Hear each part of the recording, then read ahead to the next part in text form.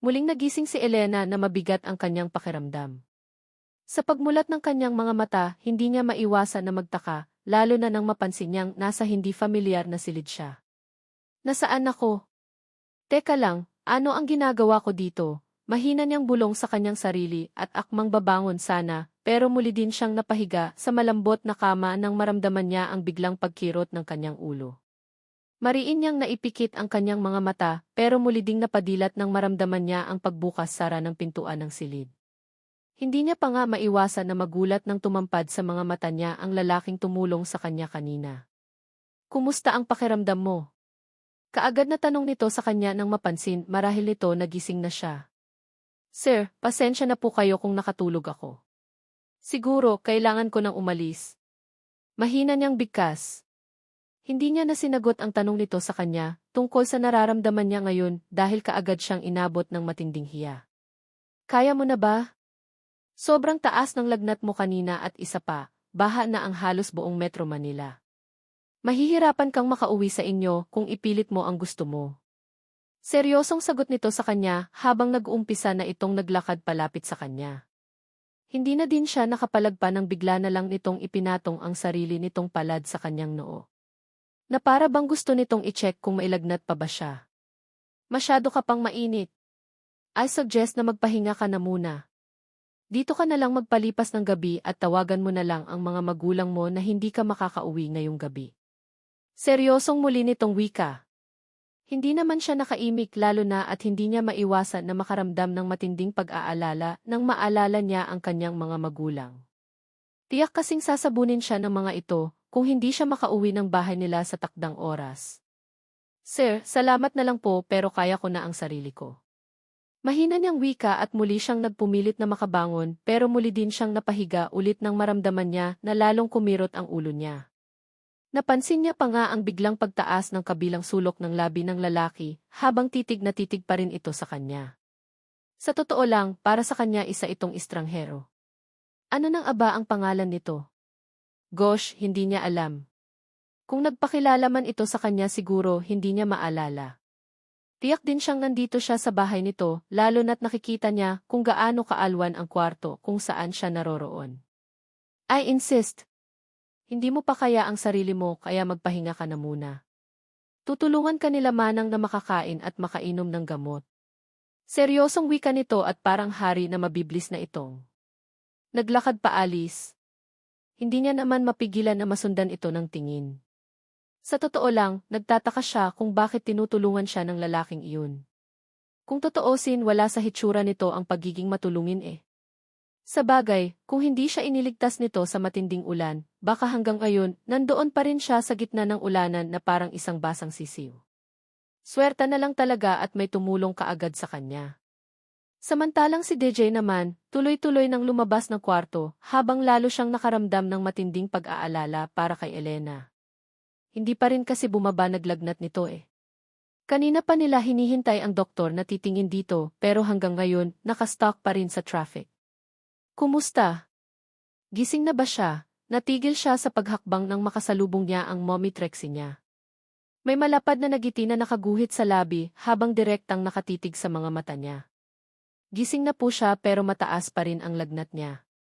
Siguro dahil sa pagkabasa niya ng ulan at isa pa, galing din siya sa sakit mula pa noong nakaraang araw. Seryosong sagot ni DJ sa ina niya. Ganoon ba? Kailangan nga siyang matingnan ng doktor. Baka naman may iba pang dahilan kung bakit hindi man lang bumaba ang lagnat niya. Seryosong sagot naman ng ina niya. Yan din ang naisip ko, G. Gusto na nga sanang umuwi eh. Kaya lang, napigilan lang dahil hindi pa yata kaya ang sarili. Sagot niya naman kaagad. Abat hindi siya pwedeng umalis ng bahay na ganyan ang sitwasyon niya. Tiska kahit na kaya niya na ang sarili niya huwag mong hayaan na umalis. Nobya mo siya at nasa sa iyo ang lahat karapatan para pigilan siya at alagaan lalo na at may sakit siya. Sagot naman kaagad ng mommy niya. Well, heto na nga. Nakatatak na sa isipan ng mommy niya na nobya niya si Elena. Well, hindi niya ito masisisi kasi iyon naman ang sinabi niya dito kanina dito eh. Mahirap ng correct ang isang ina na nangangarap na sana maging tunay na lalaki ang anak niya. Ma'am, heto na po ang food niyo.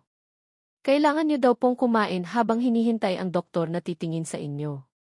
Ramdam ni Elena ang panghihina ng buo niyang katawan nang bigla na lang pumasok dito sa loob ng kwarto ang dalawang kasambahay.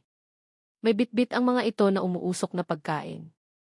Kahit na masama ang pakiramdam, hindi niya mapigilan na makaramdam ng matinding pagkailang. Sa totoo lang, hindi siya sanay na pinagsisilbihan at lalong hindi siya sanay na may taong nagmamalasakit sa kanya, gayong hindi niya naman ito kilala. Bigla tuloy na paisip si Elena. Sino ba ang lalaking tumutulong sa kanya? Bakit ganoon na lang kung siya ay alagaan? Ma'am, kain na po kayo. Kailangan daw malagyan ang sikmura mo. Mataas pa rin ang lagnat mo. Muling wika ng isa sa mga kasambahay. Wala sa sariling. Napatitig siya sa mga pagkain na dala ng mga ito. Nakakatakam ang hitsura. Mukhang masasarap pero mapait ang panlasa niya. Isa pa, hindi niya mahanap ang gana sa pagkain. Dagdag din kasi sa alalahanin niya na baka hinahanap na siya ng kanyang mga magulang. Tiyak na kapag hindi siya makakauwi ngayon, katakot-takot na namang pagmumura ang maririnig niya sa nanay niya.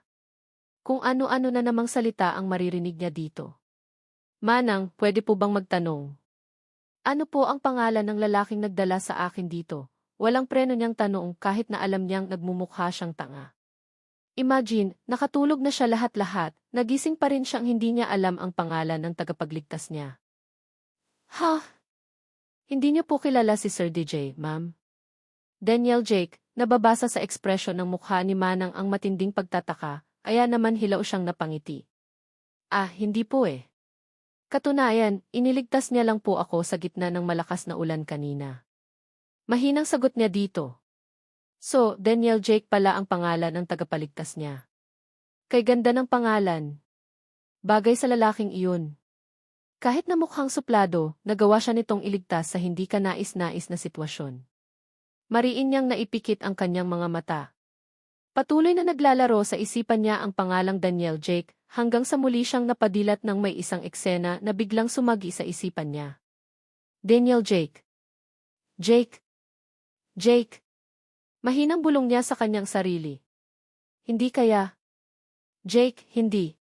Impossible. Hindi naman siguro ang amo nila Manang ang nakasama niya noong gabing iyon, di ba? Marami namang Jake sa mundo eh. Ma'am, kain na po kayo. Teka lang, tutulungan ka naming makasandal dyan sa kama para makakain po kayo ng maayos. Wika ni Manang at akmang tutulungan na sana siya ng mga ito nang bigla na lang bumukas ang pintuan ng silid. Mula sa labas, pumasok ang isang makisig na lalaki habang walang makikitang emosyon sa mukha. Walang iba kundi si DJ or Daniel Jake. Ito ang lalaking nagligtas sa kanya sa gitna ng ulan. Ako na ang bahala sa kanya, Manang.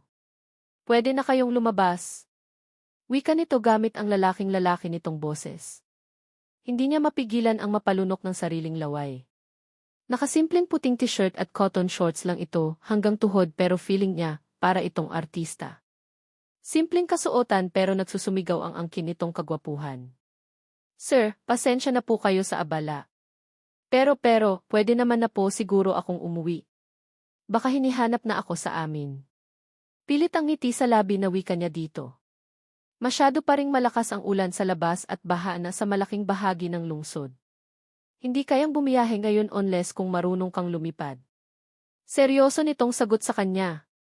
Hindi niya naman mapigilan ang mapakunot noo. Umuulan pa rin ba? Bakit wala siyang naririnig na patak ng ulan mula sa bubong ng bahay? Sa bagay, nasa mala mansion siyang kwarto at hindi talaga siguro maririnig iyon. Kumain ka na.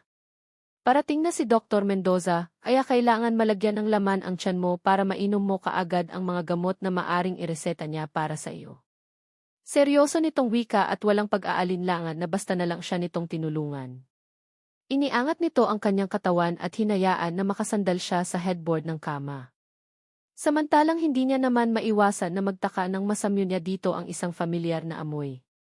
Yes, familiar, dahil muli na naman sumagi sa isipan niya ang taong naging kasiping niya noong nakaraang gabi. Kagayang-kagaya ng amoy ng lalaking nasa harapan niya ngayon? Daniel Jake. Hindi kaya? Elena, ano ang nangyari?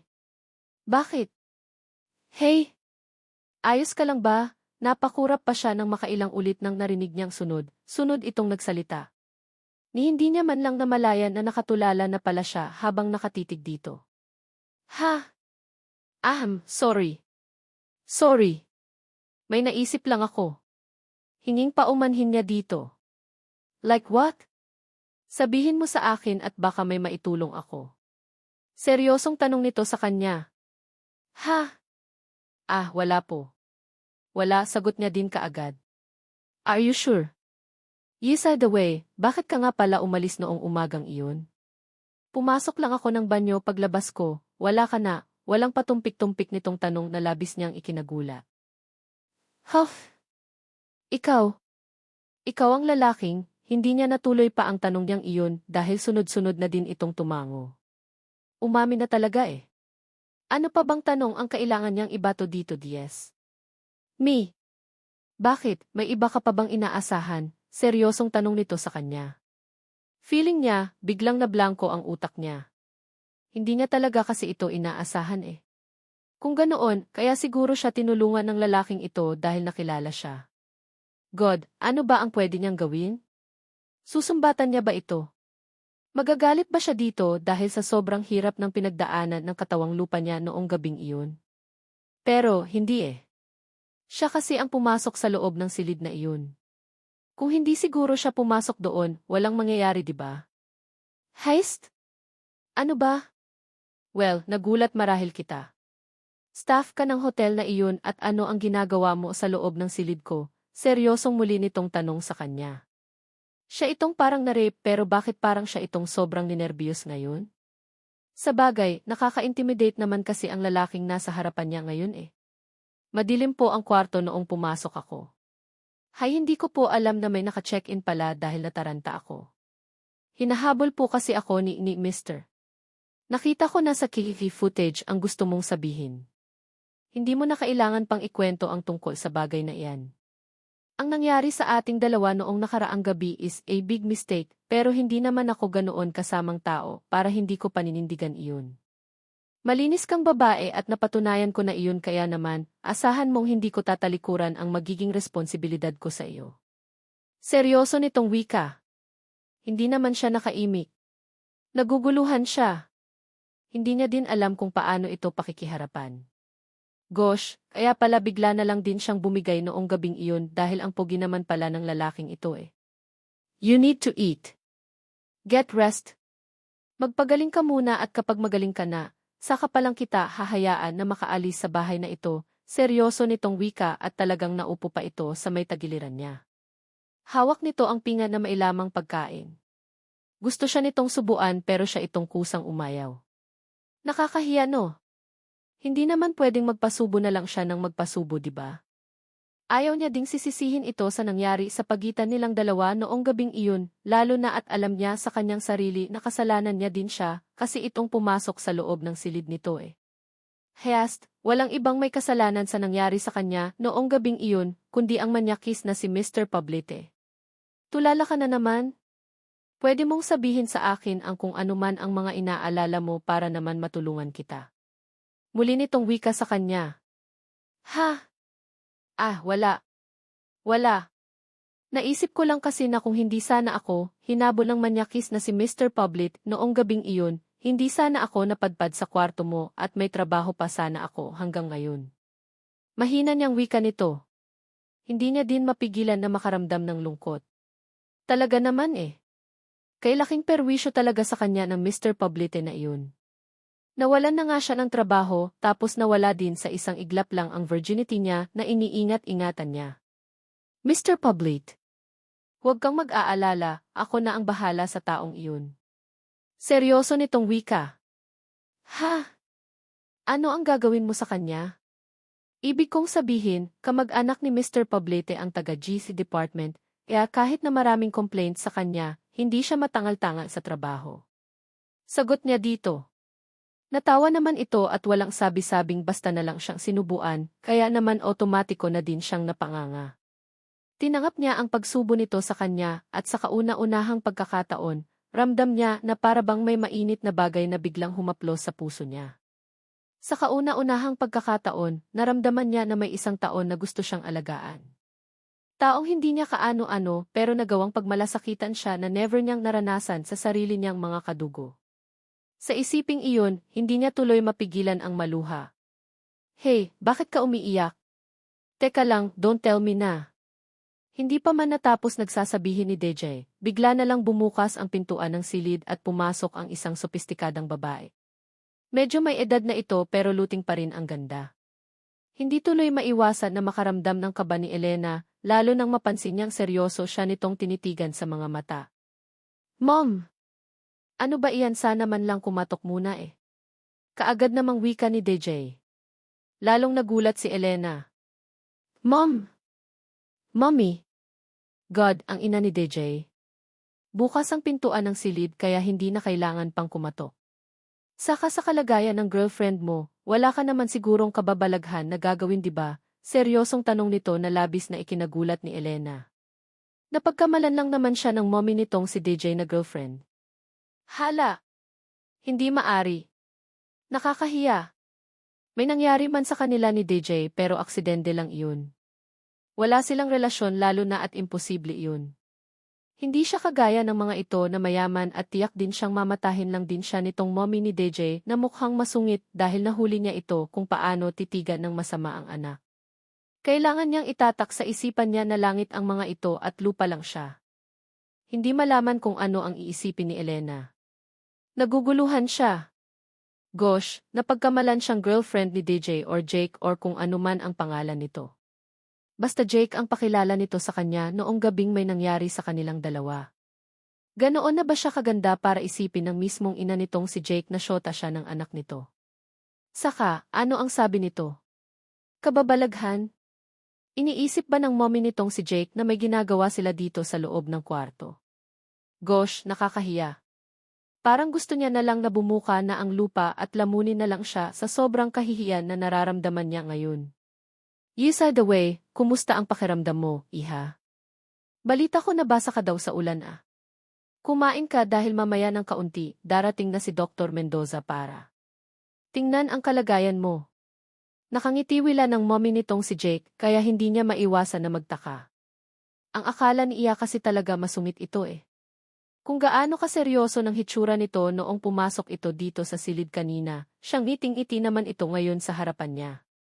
Nagmukha na itong mabait at parang hindi na nakakatakot. Okay lang po ako, ma'am. Wika niya habang pigil niya ang sarili niya na mapatingin kay DJ or Jake. Dumagdag pa sa pagkailang niya ang isiping si Jake pala ang kasiping niya noong gabing iyon. Hindi niya iyon inaasahan kaya hindi niya talaga alam kung paano na ito pakiharapan ngayon. Saka, ano na lang ang iniisip nitong si Jake sa kanya? Na isa siyang pakawalang babae. Heist, nakakahiya. Feeling niya tuloy wala siyang mukhang maihaharap sa lahat eh. Ma'am! Nako, hindi naman yata ako makakapayag niyan, iha. Nobya kang. Anak kong si DJ kaya naman dapat tita or mommy na lang ang itawag mo sa akin. Tutal naman, nagmamahalan kayo ng anak ko at wala din naman akong balak na tututol sa relasyon niyong dalawa. Kahit na ngayon lang kita nakilala, boto na kami sa iyo, iha. Muli nitong wika na mas lalong nagpadagdag sa hiya, hindi lang sa kay Jake kundi pati na din sa kanyang sarili. Ano ba itong pinagsasabi ng mommy ni Jake? Mom, peace, may sakit si Elena at sana huwag niyo naman po siyang i-pressure. Isa pa po, wala kaming relasyon. Hindi ko siya nobya at mali po iyang iniisip niyo tungkol sa aming dalawa. Sabat naman ni DJ sa kanyang ina.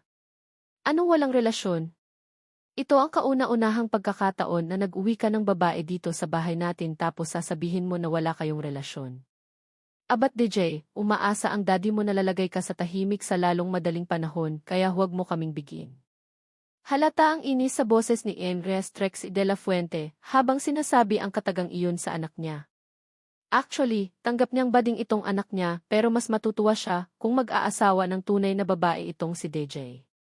Bilang isang ina, natatakot siyang isipin na baka kapag ma-inlove itong anak niyang si DJ sa isang lalaki ay lokohin lang ito.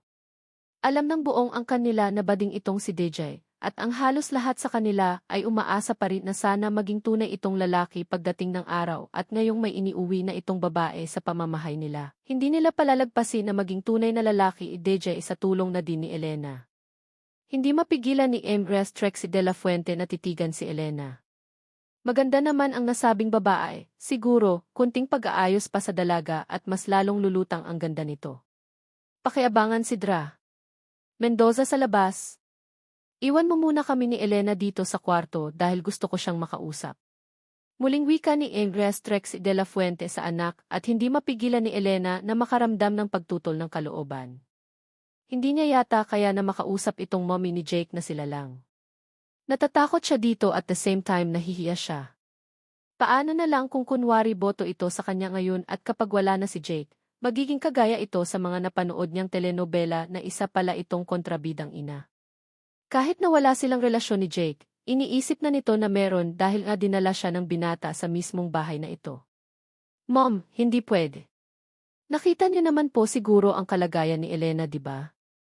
She need me po at sana maintindihan niyo po. Sagot naman kaagad ni DJ sa ina niya. Mas kailangan ni Elena ng doktor para tingnan ang kalagayan niya, kaya i-follow up mo na si Dulcie. Ako na ang bahala kay Elena. Ayaw pa rin talaga papigil ni Empress de la Fuente, kaya naman wala nang nagawa pa si DJ, kundi ang sundin ang nais nito. Dahan-dahan itong naglakad palabas ng silid, habang si Elena naman ay pigil niya ang sarili niya na pigilan si DJ sa tangka nitong paglabas. Natatakot kasi siya na baka bigla na lang siyang matahin nitong mommy ni DJ. Baka mamaya, masungit naman pala talaga ito at nagkukunwari lang na mabait dahil kaharap nila ang anak nitong si Jake, diba? Sorry totoo po ang sinabi ni DJ. Wala po kaming relasyon. Tinulungan niya lang po ako kanina sa gitna ng malakas na ulan kanina. Nang silang dalawa na lang ni Empress de la Fuente ang naiwan dito sa silid kaagad nang nagsalita si Elena kahit naramdam niya ang malakas na kabog ng bundok niya.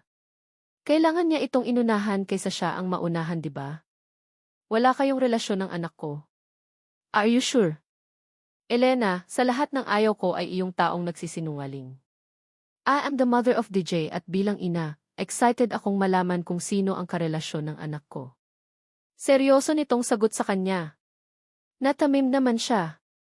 Hindi niya kasi malaman kung ano ang gagawin para maniwala ito sa kanya Mukhang gusto yata nitong panindigan ang paniniwala na may relasyon nga silang dalawa ni Jake. Saka, kung wala talaga kayong relasyon, bakit ganoon na lang ang ipinakita niyang pag-aalala sa iyo? Kanina habang wala kang malay, siya ang nag-initiate na tawagan ang family doctor para matingnan ka. Muli nitong bigkas. Feeling niya, biglang naumid ang dila niya. Ano bang isasagot niya? Hindi naman pwedeng sabihin niya dito na aksidente na may nangyari na sa kanila ni Jake. Baka kasi mas lalong lumabo ang sitwasyon Nasa ganoon sila kaseryosong pag-uusap ni Empress de la Fuente nang mapansin niyang bumalik si DJ. Hindi niya maiwasan na mapangiti pero ang ngiti na iyon ay bigla din naglaho nang mapansin niyang may kasama itong isang babae. Doktora Mendoza. Kaagad na wika ni Empress de la Fuente, sabay tayo. Sinalubong nito ang kakarating na doktor at buong galak na kinausap. Siya si Elena. Nobya ng anak ko, pakitingnan siya kung ano ang problema ng kalusugan niya. Hindi bumababa ang lagnat niya kaya nag-aalala na kami. Wika nito sa bagong dating na doktor. Samantalang hindi niya naman maiwasan na mapatitig kay Jake. Gusto niya sanang umalis na G. Uwi na siya sa kanila at baka kanina pa siya hinihintay ng nanay at tatay niya. Pero paano nga pala siya makaalis kung ganitong nandito na ang doktor na titingin sa kanya? No worries, Empress de la Fuente. Ako ang bahala sa future daughter-in-law Nodi. Nakangiting sagot ni Dulcie. Naglakad ito palapit sa kanya at inuumpisahan na nitong eksaminin siya. Maliban sa sakit ng ulo, may iba ka pa bang nararamdamang sakit sa katawan mo? Nakangiting tanong sa kanya ni Dulcie. Kaagad naman siyang nag-iwas ng tingin dito at napadako ang tingin niya kay Jake. Sasabihin niya ba kay Dulcie na hanggang ngayon, masakit pa rin ang kepyas niya? Shit! Kung sakaling sasabihin niya iyon, tiyak siyang maririnig siya ni Jake, pati na din ng mommy nito. Iha, magsabi ka ng totoo kay Dulcie. Para naman ma-address at mabigyan kanya ng tamang gamot. Sabat naman kaagad ni Empress de la Fuente. Hindi niya naman mapigilan ang mapalunok ng sarili niyang laway. It's sad, nahihiya po ako eh. Pero, magiging maayo din po ako. Gagaling din po siguro ito. Mahinang sagot niya. Paano niya ba sasabihin na simula noong nawasak ni Jake ang perlas niya, doon umpisa na nilalagnat siya? Actually, pinilit niya lang pumasok ng trabaho kanina dahil hindi niya nakaya ang pabubunganga ng nanay niya eh. Kailangan niyang kumita ng salapi para may maibigay siya sa nanay niya na walang ibang ginawa kundi ang pagsabihan siya ng masasakit na salita. Come on! Kailangan natin i-address ang sakit mo. Saka, alam kong may iba ka pang nararamdaman lalo na at nakikita ko iyan sa mga mata mo. Sagot ni Dossie. Muli siyang napatitig kay Jake na noon ay seryoso ding nakatingin sa kanya. Dossie, pwede po bang ibulong ko na lang? Ibig kong sabihin. Iha, sabihin mo na. Huwag kang mag-alala, maiintindihan ka namin. Sabat naman ni Andres de la Fuente. Hindi niya tuloy mapigilan ang mapakagatlabi. Alarm niyang di siya titigilan ng mga ito hanggat hindi siya magsasabi ng totoo. Masakit po ang kwan ko, Dossie, halos pabulong niyang bigkas. Mukhang gets kaagad ni Dossie ang ibig niyang sabihin dahil kaagad itong napatango. Okay. I understand. Nakangiting wika ni Dossie. Kaagad naman siyang nakaramdam ng pag-iinit ng kanyang pisngi dahil sa hiya. Muli siya nitong ineksamin. Sinukat din nito ang temperature ng katawan niya. Kung ano-anong examine physically ang ginawa nito sa kanya bago nakangiting hinarap nito si Andres de la Fuente. So, kumusta? Gagaling na ba siya? Ano ang dahilan ng pagkakasakit niya? Magiging daughter-in-law ko na siya soon kaya dapat na maisaayos ang health niya. Paano ako magkakaroon ng maraming apo kung magiging sakitin ang future daughter-in-law ko? Tanong naman kaagad ni Andres de la Fuente. Feeling niya tuloy, botong-boto na sa kanya ito dahil sa mga salitang binibitiwan nito ngayon. Don't worry, Andres de la Fuente. Kuha ko na ang dahilan kung bakit masyadong mataas ang lagnat ng future daughter-in-law niyo. Nabigla lang siguro si Miss Elena sa laki ng anak niyo, kaya siya biglang nilagnat. Magre-reseta ako ng gamot na pampahid sa vagina niya at... What? I mean DJ, what have you done? Nanlalaki ang mga mata ni Trixie de la Fuente sa anak niya. Sa naalala niya, kung ano ang na-experience ni Elena, ngayon na-experience niya din iyon sa asawa niyang si Dominic noong first time din nila, kaya naman ramdam niya ang paghihirap ni Elena ngayon kahit papaano. Mom! Ano na naman ba? Pwede bang mamaya mo na ako kastiguhin? Patapusin niyo naman po muna si Dossie. Sagot naman ni DJ sa ina niya. Anong patapusin? Ikaw bata ka ha? DJ, may nangyayari na sa inyo ni Elena tapos ang sabi mo sa akin kanina na. Mom! Na po. Please tama na. Mamaya na po natin ito pag-uusapan dahil walang mas mahalaga ngayon kundi ang magiging maayos ang kalagayan ni Elena. Sagot naman ni DJ sa ina niya habang hindi siya makapaniwala na napatitig kay Elena. Hindi siya makapaniwala. Ibig palang sabihin, kaya nagkasakit itong si Elena dahil sa nangyari sa kanilang dalawa 2 days ago. God, bakit ba hindi siya nagdahan-dahan ng gabing iyon? Masyado siyang na-excite kaya hindi niya natantiya na berhen pa pala ito. Heist, siguro grabe ang pagtitiis ni Elena. Kawawa naman pala ang dalaga. Oh my God. Lalaki na ang anak ko. Sa wakas, natupad na din ang palagi kong ipinagdarasal. Iyon ay makatagpo ng tunay na pag-ibig si Daniel Jake, hindi naman maiwasan na sambit ni Mrs. de la Fuente. Son. Oh please. Come on, saway ni DJ sa ina niya. Tama ba na ipagsigawan nito sa mismong harapan ni Elena ang tungkol sa kanya? Hindi kaya masyadong nakakahiya iyon? What's wrong? Wala naman sigurong mali diba? Hay naku, DJ, wala akong sinabing mali kaya ipagpalagay mo iyang kalooban mo. I'm just happy kasi sa wakas mukhang madadagdagan na ang apo namin ng daddy mo.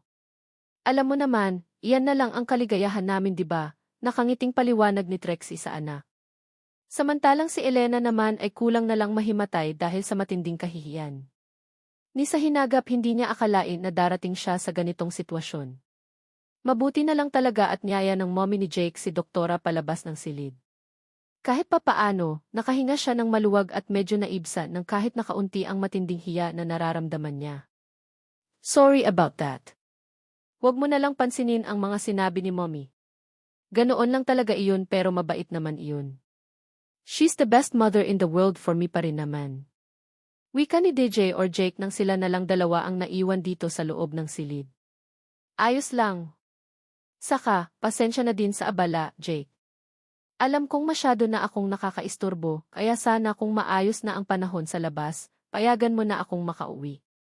Seryosong sagot niya dito. Uwi ka. Elena, alam mo ba kung anong oras na? 10:00 na ng gabi at kahit napilitin mong umuwi ngayon, baka ma-stranded ka lang din sa daan dahil sa baha. Seryosong sagot nito sa kanya. Hindi naman siya nakaimik. Isa pa, kailangan din nating hintayin ang irereseta ng mga gamot ni doktora sa iyo para tuluyan ka ng gumaling. Don't worry, safe ka sa bahay na ito kaya naman ipagpalagay mo ang kalooban mo. Muli nitong sambit. Pagkatapos nitong sabihin ang katagang iyon, nagpaalam ito sa kanya. Lumabas na ito ng silid kaya naman naiwan siyang hindi niya malaman ang gagawin niya. Labis siyang nag-aalala. Tiyak kasi siyang may kalalagyan siya nito bukas pag uwi niya ng bahay. Hayest, kung bakit naman kasi ang bilis ng oras. Kung bakit naman kasi umulan pa ng malakas. Wala tuloy siyang choice kundi ang manatili dito sa loob ng kwartong ito na kung hindi siya maaaring magkamali, kwarto ito ni Jake. Halos 30 minuto din siyang walang ibang ginawa kundi ang tumunganga hanggang sa muling pumasok dito sa loob ng kwarto si DJ. Sa pagkakataon na ito, may hawak na itong isang basong tubig at mga gamot. Inilapag nito ang mga dala sa bedside table bago ito nagsalita. Umalis na si doktora at nabili na din ang mga gamot na niresta niya para sa iyo. Here, inumin mo na muna ito and after this, may cream din na kailangan nating ipahid sa wika nito pero naputol ang sunod nitong sasabihin. Napansin niya ang pagkalito sa mukha nito at saka nag-iwas ng tingin sa kanya. Cream? Para saan? Nagtaa kanyang tanong. Bakit kailangan pang pa-suspense kung pwede naman sabihin ang direktahan, di ba? Cream para sa ano mo, sagot nito sa kanya sabay sulyap sa pang-ibabang bahagi ng kanyang katawan. Feeling niya, biglang uminit ang pisngi niya dahil sa narinig. Hindi niya na naman alam kung ano ang sasabihin niya. Sabi ni Dosi, kailangan daw talagang gamutin iyan dahil kung hindi baka ma-impeksyon. Or baka nga na-impeksyon na kaya hindi mawala-wala ang lagnat mo. Kung hindi pa rin daw bumaba ang lagnat mo, kailangan mo nang dalhin sa OB-GYN para ma-address ang problema. Muli nitong wika. Hindi niya mapigilan ang mapangiwi. 0-0, masakit pa rin ang kanyang kepyas. Akala niya, normal lang iyon lalo na at maisugat nga siya sa bahaging iyon. Kung hindi mo kayang gamutin mag-isa pwede naman kitang tulungan eh. I know na ako ang may kasalan kung bakit ka nahihirapan ngayon but. Jake, ayos lang. Ako na. Kaya ko na, sagot niya din naman kaagad sabay iwas ng tingin dito. Ano ba ang pinagsasabi ng lalaking ito? As if naman kaya niyang bumuka ka ulit sa harapan nito, di ba? Heist, feeling niya tuloy ngayon, wala nang matinong nangyari sa buhay niya. Feeling niya, masyado na siyang nakakahiya. O okay. Sige, inumin mo muna itong gamot mo and after this, iwan na muna kita dito sa silid mo.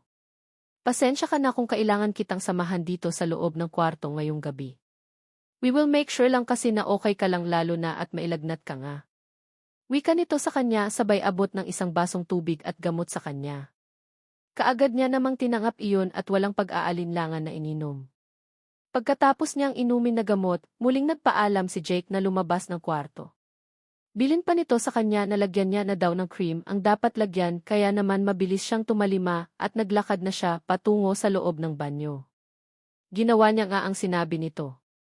Kahit hirap na hirap, ginamot niya ang sarili niya.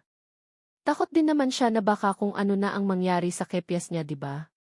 3 araw na ang lumipas simula noong may nangyari sa kanila ni Jake, tapos hanggang ngayon, masakit pa rin ang kepyas niya. Heist! Hindi tuloy siya makakilos ng maayos. Kailangan niya pa namang gumaling kaagad, lalo na't balak niyang maghanap ng matinong trabaho sa lalong madaling panahon.